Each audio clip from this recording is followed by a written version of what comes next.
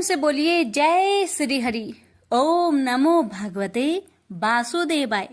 प्यारे भक्तों, आज आप सभी श्रवण करेंगे श्रावण कृष्ण पक्ष की कामिका एकादशी की व्रत कथा। श्रावण मास के कृष्ण पक्ष की एकादशी पवित्र एकादशी अथवा कामिका एकादशी कहलाती है। इस दिन भगवान श्रीधर की पूजा की जाती है। इस व्रत के करने से सभी कामनाओं की पूर्ति होती है। इसी से इसे कामिका एकादशी कहा गया है।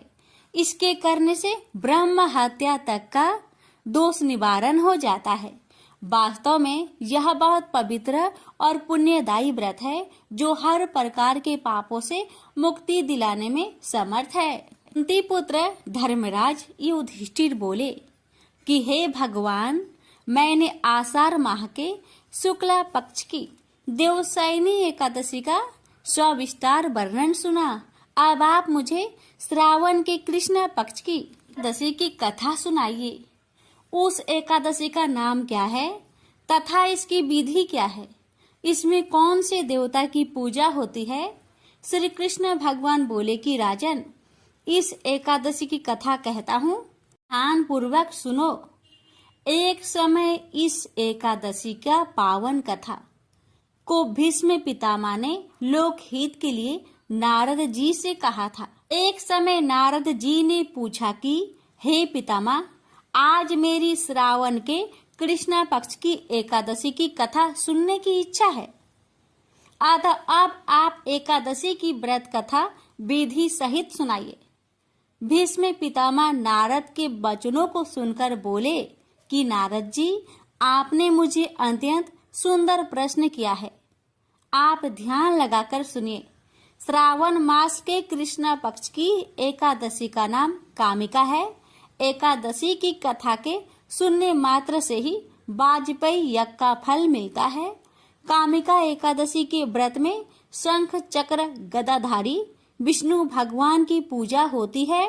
जो मनुष्य इस एकादशी की धूप दीप नैवेद्य आदि से भगवान विष्णु की पूजा करते हैं, उन्हें गंगा स्नान के फल से भी बड़ा फल मिलता है।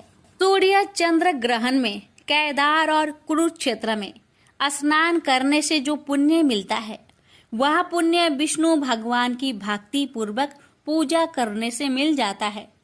श्री विष्णु भगवान के पूजन का फल समुद्र और वन सहित पृथ्वी दान करने और सिंह राशि वालों को नावड़ी नदी में स्नान करने के फल से भी अधिक होता है। वैदिपात में गंडकी नदी में स्नान करने से जो फल मिलता है, वह फल भगवान की पूजा करने से मिलता है। संसार में भगवान की पूजा का फल सबसे अधिक है। भगवान की पूजा का फल श्रावण मास के कृष्ण पक्ष की एकादशी के फल के बराबर है। अतः भक्ति पूर्वक भगवान की पूजा ना बन सके तो श्रावण मास के कृष्ण पक्ष की कामिका एकादशी का व्रत अवश्य करना चाहिए। आभूषणों से युक्त बछड़ा सहित गौदान करने से जो फल मिलता है, वह फल कामिका एकादशी के व्रत से मिल जाता है। जो उत्तम द्विज श्रावण मास के कृष्ण पक्ष की कामिका एकादशी का व्रत करते हैं तथा श्री विष्णु भगवान की पूजा करते हैं, उससे समस्त देव, नाग, किन्नर, पितृ आदि की पूजा हो जाती है। इसलिए पापी से डरने वाले व्यक्तियों को विधि विधान सहित इस व्रत को करना चाहिए। संसार सागर तथा पापों में फंसे हुए मनुष्य को इनसे छूटने के लिए कामिका एकादशी का व्रत करना चाहिए। कामिका एकादशी के व्रत से समस्त पाप नष्ट हो जाते हैं। संसार में इससे अधिक पापों को नष्ट करने वाला कोई और उपाय नहीं है। हे नारद जी, स्वयं भगवान ने अपने मुख से कहा है कि मनुष्य को अध्यात्म विद्या से जो फल मिलता है, उससे अधिक फल कामिका एकादशी का व्रत करने से मिल जाता है।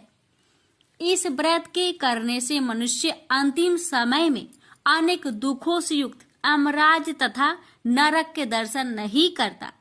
कामिका एकादशी के व्रत तथा रात्रि के जागरण से मनुष्य को को योनि नहीं मिलती और अंत में स्वर्ग को जाता है। जो मनुष्य श्रावण मास के कृष्णा पक्ष की कामिका एकादशी को तुलसी से भक्ति पूर्वक श्री विष्णु भगवान की पूजा करते हैं, वे इस संसार सागर में रहते हुए भी इस प्रकार अलग रहते हैं जिस प्रकार कमल पुष्प जल में रहता हुआ भी जल से अलग रहता है। भगवान की तुलसी दल से पूजा करने का फल 1 भार स्वर्ण और 4 भार चांदी के दान के फल के बराबर है। विष्णु भगवान रत्न मोती मणि आदि आभूषणों की अपेक्षा तुलसी दल से अधिक प्रसन्न होते हैं। जो मनुष्य भगवान की तुलसी दल से पूजा करते हैं उनके समस्त पाप नष्ट हो जाते हैं। हे नारद जी, मैं भगवान की अत्यंत प्रिय श्री तुलसी जी को नमस्कार करता हूँ। तुलसी जी के दर्शन मात्र से मनुष्य के समस्त पाप नष्ट हो जाते हैं और शरीर के स्पर्श मात्र से मनुष्य पवित्र हो जाता है। तुलसी जी को जल से स्नान कराने से मनुष्य की समस्त यातनाएं नष्ट हो जाती है। जो मनुष्य तुलसी जी को भक्ति पूर्वक भगवान के चरण कमलों में अर्पित करता है उसे मुक्ति मिलती है। जो मनुष्य इस कामिका एकादशी की रात्रि जागरण करते हैं और दीप दान करते हैं उनके पुण्य को लिखने में चित्रगुप्त भी असमर्थ है। तो मनुष्य एकादशी के दिन भगवान के सामने दीप जलाते हैं, उनके पितृ स्वर्ग लोक में सुधा का पान करते हैं। जो मनुष्य भगवान के सामने घी या तेल का दीपक जलाते हैं उनको सूर्य लोक में भी सहस्त्रों दीपकों का प्रकाश मिलता है। प्रत्येक मनुष्य को इस एकादशी का व्रत अवश्य करना चाहिए। इस व्रत के करने से ब्रह्म हत्या ब्राह्मण हत्या आदि के समस्त पाप नष्ट हो जाते हैं और इस लोक में सुख भोग कर अंत में विष्णु लोक को जाते हैं। इस कामिका एकादशी के महात्म्य के श्रवण व पठन से मनुष्य स्वर्ग लोक को जाते हैं। प्रेम से बोलिए लक्ष्मी नारायण भगवान जी की जय हो। भगवान आपकी कथा कहने वाले, सुनने वाले, कर भरने वाले सभी पर अपनी कृपा सदा सर्वदा बनाए रखना। प्रेम से बोलिए लक्ष्मी नारायण भगवान जी की जय। एक बार भगवान विष्णु जी शेष नाग पर बैठे बैठे बोर हो गए और उन्होंने धरती पर घूमने का विचार किया। वैसे भी कई साल बीत गए थे। धरती पर आए और वह अपनी यात्रा की तैयारी में लग गए। स्वामी को तैयार होता देखकर लक्ष्मी माँ ने पूछा, आज सुबह सुबह कहाँ जाने की तैयारी हो रही है? विष्णु जी ने कहा, हे लक्ष्मी, मैं धरती लोक पर घूमने जा रहा हूँ। तो कुछ सोचकर माता ने कहा, हे देव, क्या मैं भी आपके साथ चल सकती हूँ? भगवान विष्णु ने 2 पल सोचा और फिर कहा, एक शर्त है, पर तुम मेरे साथ चल सकती हो। तुम धरती पर पहुंचकर उत्तर दिशा की ओर बिल्कुल मत देखना। इसके साथ ही माता लक्ष्मी ने हाँ कहकर भगवान के साथ चल पड़ी। सुबह सुबह माँ लक्ष्मी और भगवान विष्णु धरती पर पहुंच गए। अभी सूर्य देवता निकल रहे थे। रात बरसात होकर हटी थी। चारों ओर हरियाली ही हरियाली थी। उस समय चारों ओर बहुत शांति थी और धरती बहुत ही सुंदर दिख रही थी। और माँ लक्ष्मी मंत्र मुक्त होकर धरती को देख रही थी और भूल गई कि पति को क्या वचन देकर आई है, और चारों ओर देखती हुई कब उत्तर दिशा की ओर देखने लगी पता ही नहीं चला। उत्तर दिशा में माँ लक्ष्मी को एक बहुत ही सुंदर बगीचा नजर आया और उस तरफ से भीनी भीनी खुशबू आ रही थी और बहुत ही सुंदर सुंदर फूल खिले थे। यह एक फूलों का खेत था और माँ लक्ष्मी बिना सोचे उस खेत में गई और एक सुंदर सा फूल तोड़ लाई। लेकिन यह क्या, जब माँ लक्ष्मी भगवान विष्णु के पास वापिस आई तो भगवान विष्णु की आंखों में आंसू थे और भगवान विष्णु ने माँ लक्ष्मी को कहा कि कभी भी किसी से बिना पूछे उसका कुछ भी नहीं लेना चाहिए, और साथ ही अपना वचन भी याद दिलाया। माँ लक्ष्मी को अपनी भूल का पता चला तो उन्होंने भगवान से इस भूल की माफी मांगी। तो भगवान विष्णु ने कहा कि जो तुमने भूल की है उसकी सजा तो तुम्हें जरूर मिलेगी। जिस माली के खेत से तुम बिना पूछे फूल तोड़ा है वह एक प्रकार की चोरी है, इसलिए अब 3 साल तक माली के घर नौकर बनकर रहो। उसके बाद मैं तुम्हें बैकुंठ वापस बुलाऊंगा। माँ लक्ष्मी ने चुपचाप सर झुकाकर हाँ कह दी। और फिर माँ लक्ष्मी एक गरीब औरत का रूप धारण करके उस खेत के मालिक के घर गई। घर क्या, एक झोपड़ा था और मालिक का नाम माधव था। माधव की बीवी, 2 बेटे और 3 बेटियां थी। सभी उस छोटे से खेत में काम करके किसी तरह से गुजारा करते थे। माँ लक्ष्मी जब एक साधारण और गरीब औरत बनकर जब माधव के झोपड़े पर गई तो माधव ने पूछा, बहन तुम कौन हो और इस समय तुम्हें क्या चाहिए? तब माँ लक्ष्मी ने कहा, मैं एक गरीब औरत हूँ, मेरी देखभाल करने वाला कोई नहीं, मैंने कई दिनों से खाना भी नहीं खाया, मुझे कोई भी काम दे दो, साथ में मैं तुम्हारे घर का काम भी कर दिया करूँगी। बस मुझे अपने घर में एक कोने में आसरा दे दो।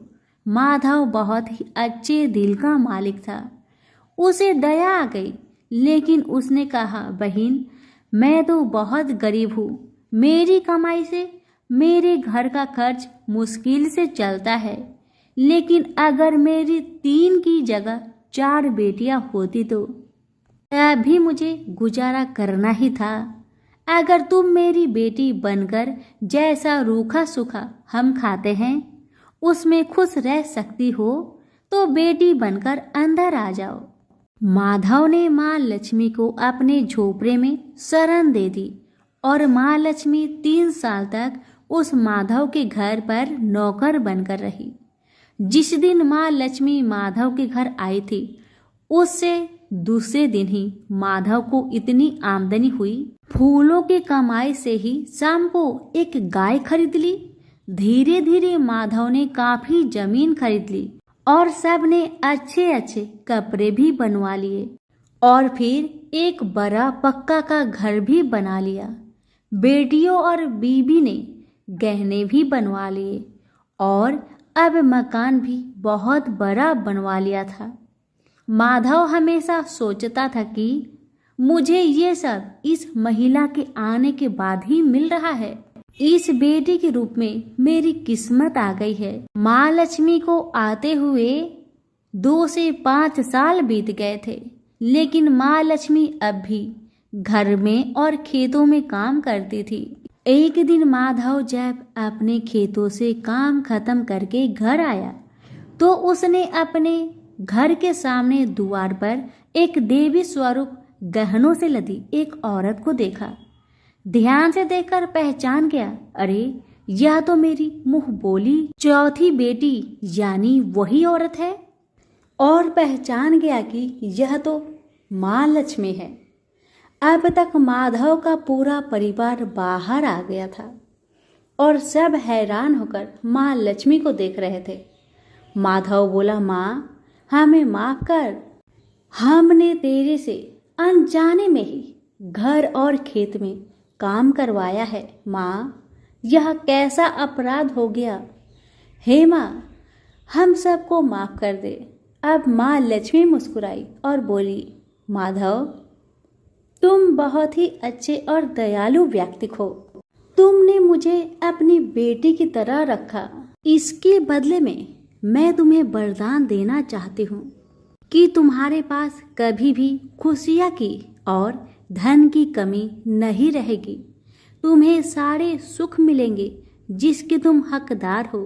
और फिर माँ अपने स्वामी के दोबारा भेजे रथ में बैठकर बैकुंठ चली गई। तो प्रेम से बोलिए लक्ष्मी नारायण की जय। प्राचीन काल की बात है। द्रविड़ देश में एक पांड्यवंशी राजा राज्य करते थे। उनका नाम था इंद्रधुम्न। वे भगवान की आराधना में ही अपना अधिक समय व्यतीत करते थे। यद्यपि उनके राज्य में सर्वत्र सुख शांति थी, प्रजा प्रत्येक रीति से संतुष्ट थी। तथापि राजा इंद्रधुम्न अपना समय राज्य कार्य में कम ही दे पाते थे। वे कहते थे कि भगवान विष्णु ही मेरे राज्य की व्यवस्था करते हैं, अतः वे अपने इष्ट परम प्रभु की उपासना में ही दधचित रहते थे।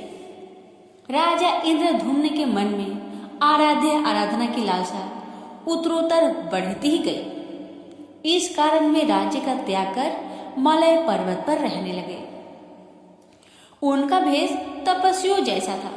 सिर के बाल बढ़कर जटा के रूप में हो गए थे। वे निरंतर परम ब्रह्मा परमात्मा की आराधना में तल्लीन रहते थे। उनके मन और प्राण भी श्री हरि के चरण कमलों में मधुकर बने रहते। इसके अतिरिक्त उन्हें जगत की कोई वस्तु नहीं सुहाती। उन्हें राज्य, कोष, प्रजा तथा पत्नी आदि किसी प्राणी या पदार्थ की स्मृति ही नहीं होती थी। एक बार की बात है, राजा इंद्रधुम्न प्रतिदिन की भांति स्नान आदि से निवृत्त होकर सर्वसमर्थ प्रभु की उपासना में तल्लीन थे। उन्हें ब्रह्मा जगत का तनिक भी ध्यान नहीं था। संयोग बस उसी समय महर्षि अगस्त्य अपने समस्त शिष्यों के साथ वहां पहुंच गए, लेकिन न पाद्य न अर्घ्य और न स्वागत। मौन व्रती राजा इंद्रधुम्न परम प्रभु के ध्यान में निमग्न थे। इससे महर्षि अगस्त्य कुपित हो गए। उन्होंने इंद्रधुम्न को श्राप दिया, इस राजा ने गुरुजनों से शिक्षा नहीं ग्रहण की है और अभिमान बस परोपकार से निवृत्त होकर मनमानी कर रहा है। ब्राह्मणों का अपमान करने वाला यह राजा हाथी के समान जड़ बुद्धि है, इसलिए इसे घोर अज्ञानमयी हाथी की योनि प्राप्त हो। महर्षि अगस्त्य भगवत दंभ इंद्रधुम्न को यह श्राप देकर चले गए। राजा इंद्रधुम्न ने इसे श्री भगवान का मंगलमय विधान समझकर प्रभु के चरणों में सिर रख दिया। क्षीरविद में 10 सहस्त्र योजन लंबा, चौड़ा और ऊंचा त्रिकूट नामक एक पर्वत था। वहां पर वैद्य अत्यंत सुंदर एवं श्रेष्ठ था। उस पर्वतराज त्रिकूट की तराई में ऋतुमान नामक भगवान वरुण का कीड़ा कानन था। उसके चारों ओर दिव्य वृक्ष सुशोभित थे। वे वृक्ष सदा पुष्पों और फूलों से लदे रहते थे। उसी कीड़ा कानन ऋतुमान के समय पर्वत श्रेष्ठ त्रिकूट के गहन मन में हथनियों के साथ एक अत्यंत शक्तिशाली और अमित पराक्रमी गजेंद्र रहता था।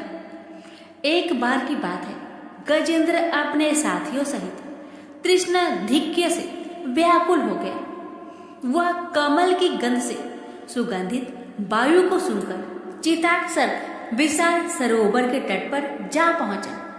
गजेंद्र ने उस सरोवर के निर्मल, शीतल और मीठे जल में प्रवेश किया। पहले तो उसने जल पीकर अपनी तृष्णा बुझाई, फिर जल में स्नान कर अपना श्रम दूर किया। तत्पश्चात उसने जल क्रीड़ा आरंभ कर दी। वह अपनी सूर में जल भरकर उसकी फुहारे से हाथनियों को स्नान कराने लगा। तभी अचानक गजेंद्र ने सूर उठाकर चित्कार की। पता नहीं किधर से एक मगर ने आकर उसका पैर पकड़ लिया था। गजेंद्र ने अपना पैर छुड़ाने के लिए पूरी शक्ति लगाई, परंतु उसका बस नहीं चला। पैर नहीं छूटा।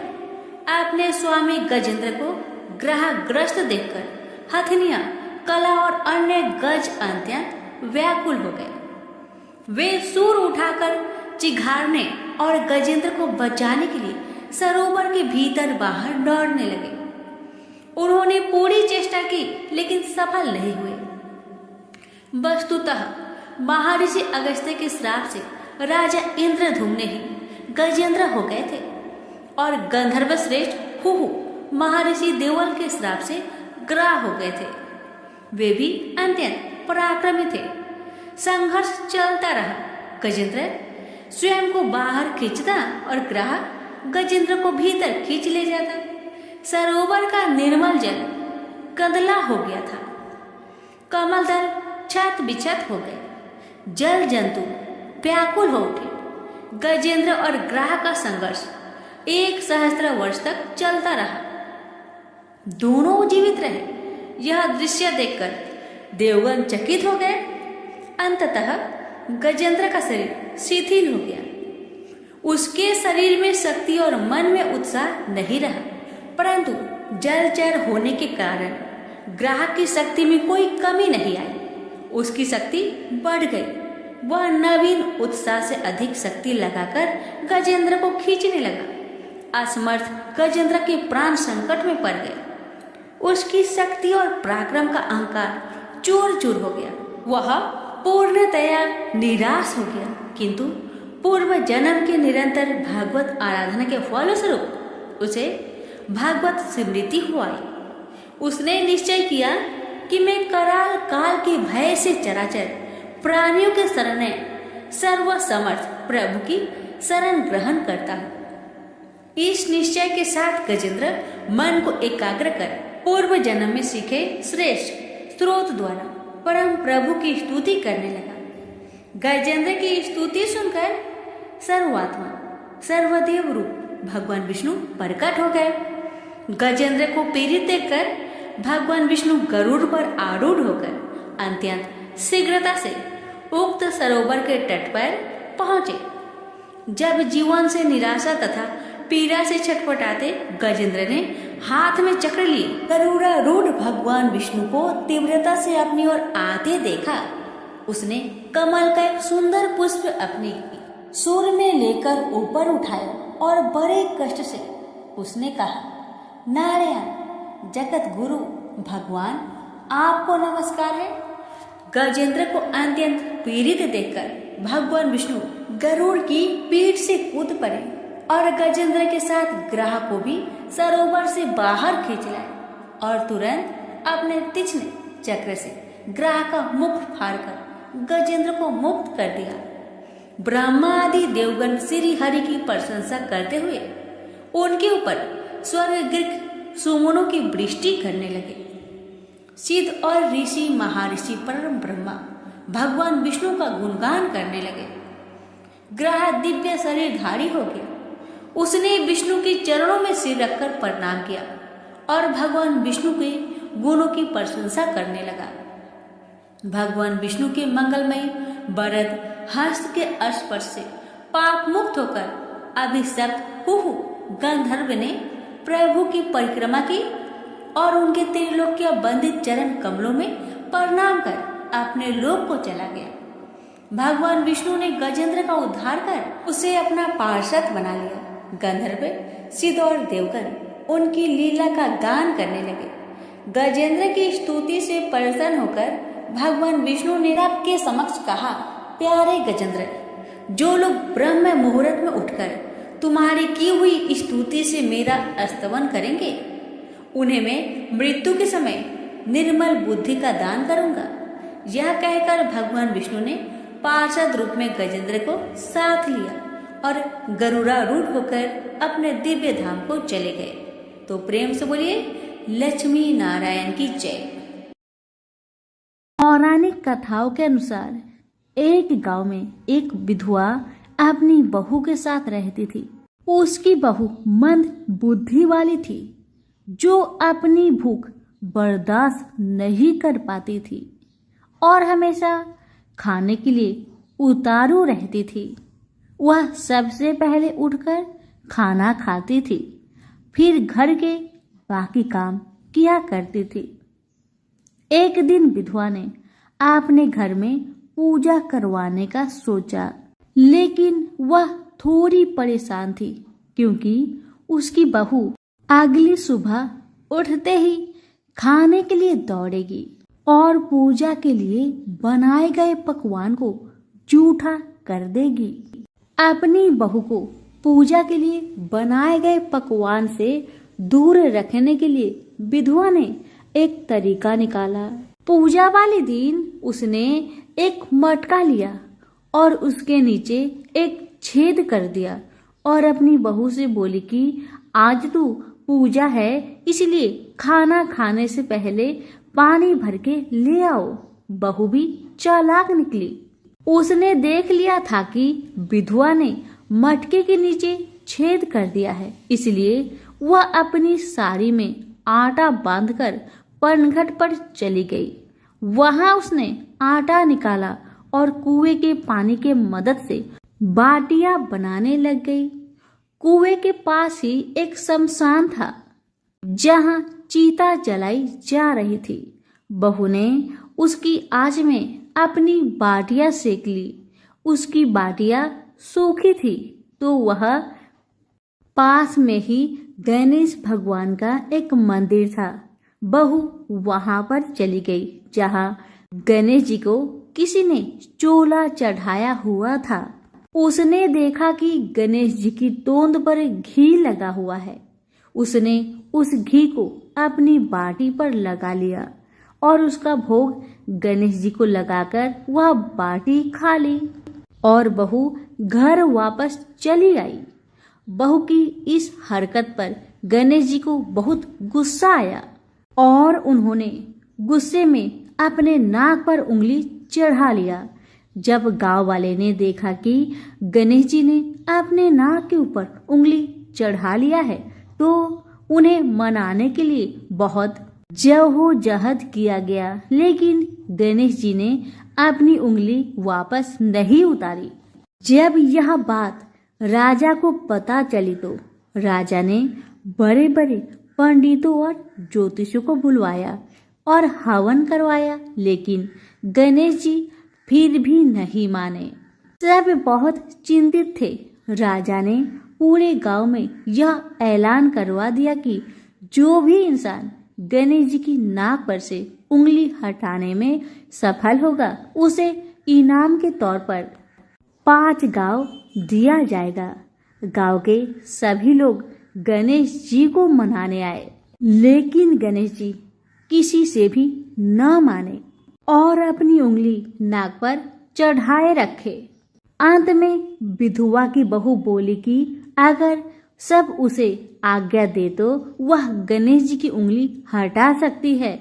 उसकी बात सुनकर उसकी विधवा सासू माँ हंसने लगी और बोली कि जब बड़े बड़े विद्वान कुछ नहीं कर पाए तो वह कैसे गणेश जी को मना पाएगी। तब किसी ने बोला कि जब सब लोगों को मौका मिला तो उसे भी एक मौका मिलना चाहिए। फिर सभी लोग बहू को एक मौका देने के लिए मान गए, लेकिन बहू ने एक शर्त रखी। उसने कहा कि उसके घर से लेकर मंदिर तक पर्दा बांध दी जाए। सब लोगों ने सोचा कि इतना तो हो ही चुका है तो पर्दा बांधने में क्या जाता है। बहू के कहे अनुसार उसके घर से लेकर मंदिर तक पर्दा लगाया गया। बहू ने अपना दिमाग लगाया और वह अपने साड़ी की आंचल में मोगली छिपाकर मंदिर चली गई। अब बहू ने मंदिर में जाकर गणेश जी से बोला कि मैंने आपके तोंद से जरा सा घी क्या ले लिया, आपने अपने नाक पर उंगली चढ़ा ली। अब आप नाक पर से उंगली हटाइए या दो एक मोगरी की, अभी आपके टुकड़े टुकड़े हो जाएंगे। बहू की यह चेतावनी सुनकर गणेश जी थोड़ा डर गए और उन्होंने सोचा कि यह तो पूरी पागल है, कहीं सच में यह मुझे मोगरी न मार दे। अब तो गणेश जी ने बिना सोचे समझे अपनी नाक पर से उंगली हटा ली, जिसे देखकर गांव वाले बहुत खुश हो गए और बहू का जय जयकार करने लगे। राजा के ऐलान के मुताबिक बहू को 5 गांव इनाम में दिए गए। यह कथा सुनकर लोग गणेश भगवान से यह मांगते हैं कि वह भी उस बहू की तरह सबकी बात मान जाए और उनकी सभी मनोकामनाएं पूरी करे। तो प्रेम से बोलिए गणेश महाराज की जय हो। एक नगर में एक गरीब ब्राह्मण अपनी पत्नी के साथ रहता था। वह भिक्षा मांग मांग कर अपना जीवन गुजारता और भगवान की पूजा में लगा रहता था। वह उतने ही भिक्षा मांगता जिससे उसके और उसके परिवार का पेट भर सके। उस नगर का राजा बहुत धनवान था और ब्राह्मणों का आदर करने वाला था। राजा किसी भी ब्राह्मण को अपने महल से खाली हाथ नहीं जाने देते थे। दूर दूर से ब्राह्मण राजा के पास आते और मुंह मांगा दान लेकर आशीर्वाद देते हुए वापस चले जाते थे। एक दिन ब्राह्मण की पत्नी ने ब्राह्मण से कहा कि दूर दूर के ब्राह्मण राजा से मनचाहा दान लेकर चले आते हैं और तुम भी यहाँ रहकर राजा के पास नहीं जाते। जन्म भर मैं कंगाली का झक झेलूं, आज तुम जाओ और राजा से कुछ मांग कर लाओ। ब्राह्मण ने पत्नी को समझाते हुए कहा, तू तो बावड़ी है, हमें धन की क्या जरूरत, हमें इतना तो मिल ही जाता है जिससे हम अपना पेट भर सके, और राजा का धन तो अच्छा नहीं होता, वो हमें नहीं लेना चाहिए। ब्राह्मण की पत्नी जिद पर अड़ गई और बोली, मैं तुम्हारी एक भी बात सुनने वाली नहीं।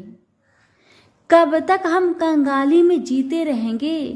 तुम तो रोज माला लेकर बैठ जाते हो।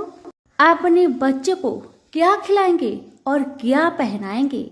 जब बच्चे दूसरे बच्चों को पहनते, ओढ़ते और खाते पीते देखेंगे तो उनका भी मन ललचाएगा। अब तुम राजा के पास जाओ।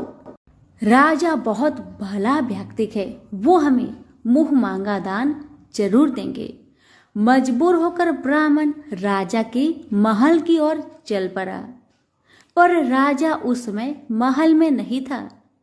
ब्राह्मण को वापस लौटना पड़ा। दूसरे दिन ब्राह्मण की पत्नी ने ब्राह्मण को फिर से महल में भेजा, परंतु राजा फिर से महल में नहीं मिला। तीसरे दिन राजा महल में गया और उसने ब्राह्मण का स्वागत किया और उसे आसन पर बैठाया और साथ में ब्राह्मण देवता से 2 दिन न मिल पाने के लिए क्षमा भी मांगी। राजा ने कहा, मैं आपकी क्या सेवा कर सकता हूँ? ब्राह्मण ने कहा, जो मैं मांगू वो आप दे सकेंगे? राजा ने कहा, हाँ हाँ कहिए, मैं आपकी क्या सेवा कर सकता हूँ?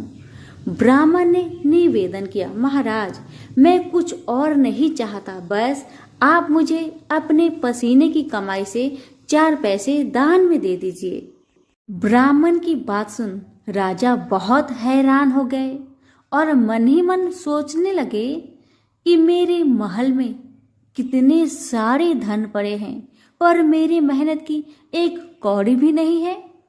राजा ने ब्राह्मण से कहा, आप मुझे 1 दिन का समय दे, मैं कल आपको आपका मुंह मांगा दान दूंगा।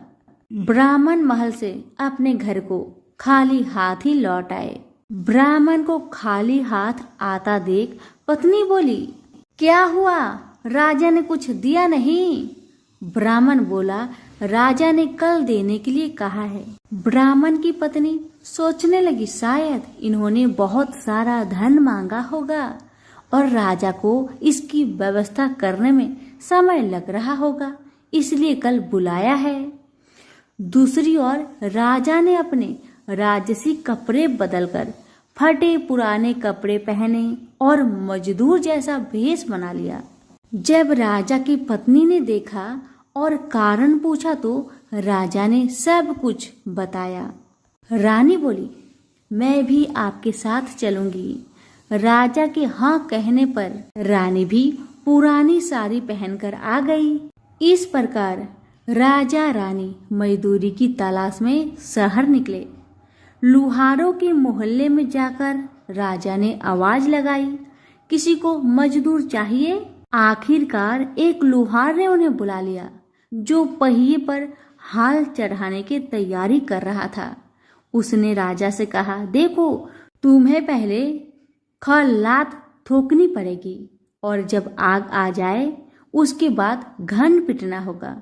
फिर रानी की ओर देखकर कहा, तुम्हें कुएं से पानी लेकर होदी भरनी होगी और कोयले वाले घर से कोयला लेकर भट्टी में डालना होगा। तुम दोनों के दिन भर काम करने के लिए मैं तुम्हें 2-2 आने दूंगा। अगर काम पसंद हो तो बोलो, नहीं तो अपना रास्ता नापो। राजा रानी लोहार के बताए काम को करने लगे।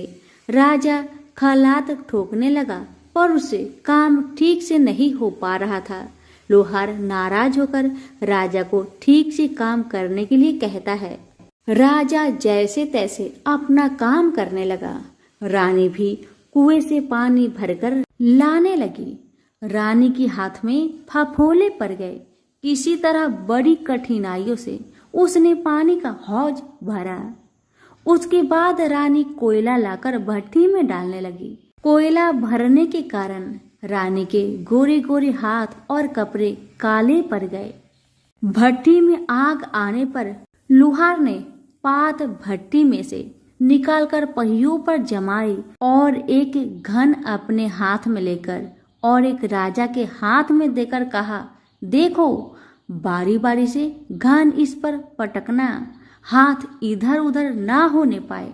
राजा जोर जोर से घन पटकने लगा, लेकिन उसका निशाना ठीक नहीं बैठता था। कभी घन हाल पर गिरता तो कभी पहिए पर।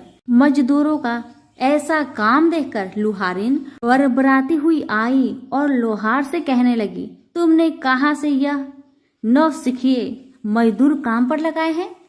इनसे काम तो होगा नहीं। यह मजदूर तुम्हारा सब काम बिगाड़ देंगे। राजा रानी उन दोनों की फटाकर सुनते सुनते अपना काम मन लगाकर करते रहे। घन पटकते पटकते राजा का शरीर पसीना से तर तर हो गया और जोर शोर से सांस चलने लगी। रानी भी पानी भरते भरते और कोयला झोंकते झोंकते थक कर चूर हो गई। दोनों ने पूरे दिन बहुत मेहनत की। लुहार ने राजा रानी को 2-2 पैसे दिए, जिसे वो बड़ी खुशी खुशी लेकर महल आ गए। आज उन्हें पता चला कि मेहनत की कमाई कैसी होती है। राजा ने 4 पैसे अलग रख दिए और अगले दिन ब्राह्मण को बुलाकर उसे दे दिए। ब्राह्मण राजा को आशीर्वाद देकर घर लौटा और ब्राह्मणी से कहा, लो मैं राजा के यहाँ से दक्षिणा ले आया हूँ। ब्राह्मणी खुश होकर दौड़ती हुई आई, पर जब उसने 4 पैसे देखे तो वह ठिठक कर रह गई और उन्हें दूर फेंक दिया। वो जल भूनकर ब्राह्मण से बोली, तुम जैसे दरिद्र राजा के यहाँ भी जाकर कुछ नहीं मांगा, शर्म भी नहीं आती। इतना कहकर रूठ कर चली गई और बहुत देर तक बरबराती रही। ब्राह्मण ने उन 4 पैसों को उठाकर तुलसी के पास रख दिए और सोचा, जब ब्राह्मणी शांत हो जाएगी तो जरूरत पड़ने पर ये सिक्के को उठा लेगी। परंतु कई दिनों तक पैसे वहीं रखे रहे और फूल बेलपत्र ऊपर से गिर गिर कर मिट्टी में दब गए। ब्राह्मण और ब्राह्मणी दोनों ही उन सिक्कों के बारे में भूल गए। कुछ दिनों के बाद तुलसी जी के घर में 4 पौधे उगे। चारों पौधे बहुत सुंदर थे। यह देख ब्राह्मणी रोज उसमें पानी डाल देती। 4 महीने बाद वो पौधे बड़े हो गए और उनमें फूल लगने लगे। फूल सूखने पर इनसे मोती झरने लगी। ब्राह्मण और ब्राह्मणी ने कभी मोती नहीं देखे थे। वो समझे कि कोई बीज है। हर रोज कई कई फूल झरते और मोती पूरे तुलसी पर बिखर जाते। ब्राह्मणी उन मोतियों को समेट कर घर के एक कोने में डाल देती। इस तरह वहां मोतियों का ढेर लग गया था। एक दिन एक सब्जी वाली आई। ब्राह्मणी को सब्जी लेनी थी पर उसके पास पैसे नहीं थे। उसने सब्जी वाली से कहा, क्या तुम इन चमकदार बीजों के बदले सब्जी दे सकती हो? सब्जी वाली ने देखा तो वो पहचान गई, अरे ये तो मोती है। उसने खुशी खुशी ब्राह्मणी को उन मोतियों के बदले उनकी मनपसंद सब्जी दे दी। अब से हर रोज ऐसा होने लगा। ब्राह्मणी और सब्जी वाली दोनों खुश थे। सब्जी वाली यह सोचकर खुश थी कि मुझे एक पैसे की तरकारी के बदले हजारों का माल मिलता है, और ब्राह्मणी ये सोचकर खुश थी कि इस बीजों के बदले सब्जी मिल जाती है। इस प्रकार कई महीने बीत गए।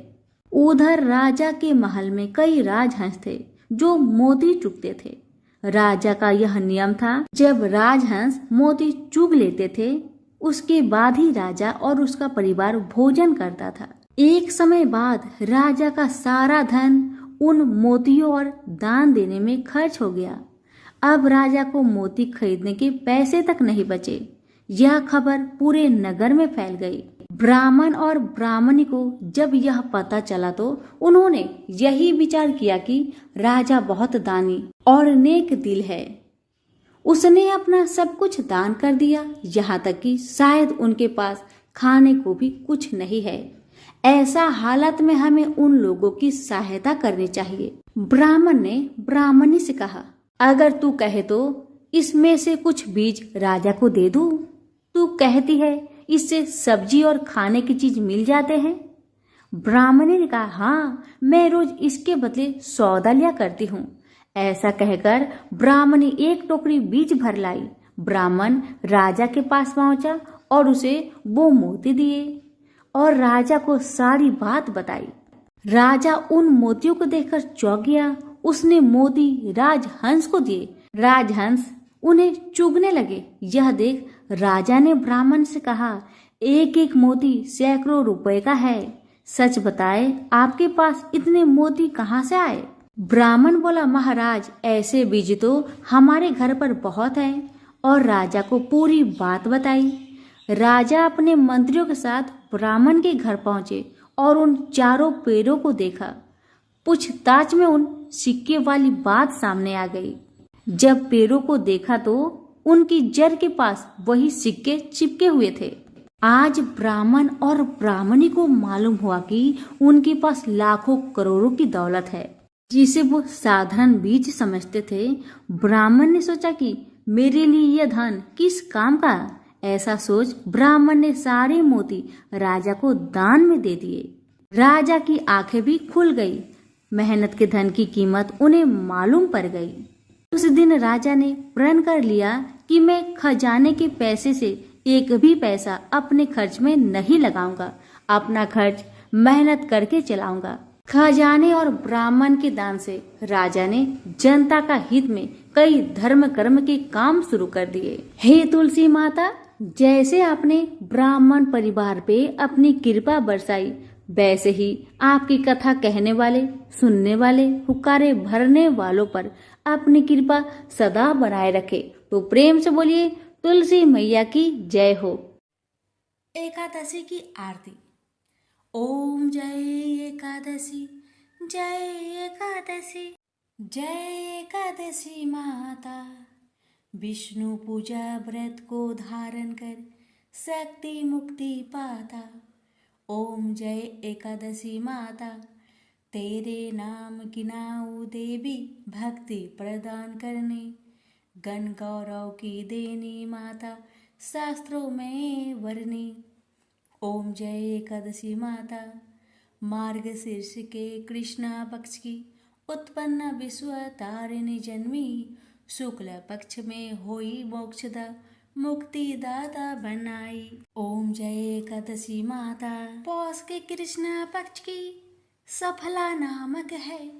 शुक्ल पक्ष में होई पुत्रदा, आनंद अधिक रहे। ओम जय एकादशी माता, नाम सटटिला माघ मास में कृष्ण पक्ष आवे। शुक्ल पक्ष में जया कहावे, विजय सदा पावे। ओम जय एकादशी माता, विजया फागुन कृष्ण पक्ष में शुक्ल आमल की। पाप मोचिनी कृष्ण पक्ष में चैत्र महाबली की। ओम जय एकादशी माता, चैत्र शुक्ल में नाम कामदा, धन देने वाली। नाम बरुथनी कृष्ण पक्ष में वैशाख माहवाली। ओम जय एकादशी माता, शुक्ल पक्ष में होई मोहिनी, अपरा ज्येष्ठ कृष्ण पक्षी। नाम निर्जला सब सुख करनी, शुक्ला पक्ष रखी। ओम जय एकादशी माता, योगिनी नाम आषाढ़ में जानो, कृष्ण पक्ष करनी। देव सैनी नाम कहाओ, शुक्ला पक्ष धरनी। ओम जय एकादशी माता। कामिका श्रावण मास में आवे, कृष्ण पक्ष कहिए। श्रावण शुक्ला होए पवित्र, आनंद से रहिए। ओम जय एकादशी माता। अजा भाद्रपद कृष्णा पक्ष की परिवर्तनी शुक्ला, इंद्र आश्विन कृष्णा पक्ष में व्रत से भवसागर निकला। ओम जय एकादशी माता। पापंकुशा है शुक्ला पक्ष में, आप हरण हारी। रमा मास कार्तिक में आवे, सुखदायक भारी। ओम जय एकादशी माता। देवोत्थानी शुक्ला पक्ष की, दुख ना सके मैया। पावन मास में करो विनती, पार करो नैया। ओम जय एकादशी माता। परमा कृष्णा पक्ष में होती, जन मंगल करनी। शुक्ल मास में होई पद्मिनी, दुख दरिद्र हरनी। ओम जय एकादशी माता। जो कोई आरती एकादशी की, भक्ति सहित गावे। जन गुर दीता स्वर्ग वासा, निश्चय वह पावे। ओम जय एकादशी माता।